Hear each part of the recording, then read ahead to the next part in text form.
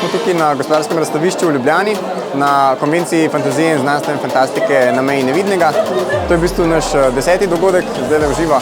In tako sem zelo ponosen na ekipo, ker smo sestavili en res odličen program, odlično ponudbo raznih razstavljavcev, trgovin. Seveda pa lahko tudi se družite predvsem z ljudmi, ki imajo mogoče podobne interese, ki jih zanimajo te žanri, fantazija, znanstvena fantastika, horror, anime, vse te zadeve.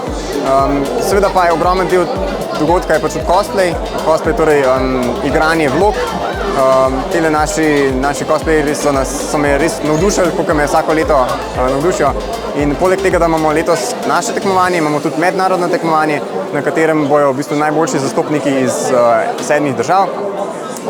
Tako da tukaj, da se bojo zdaj predstavili s svojimi kreacijami, malo nastopili na odru, potem pa bo seveda strokovna žirija razglasila zmagovalce.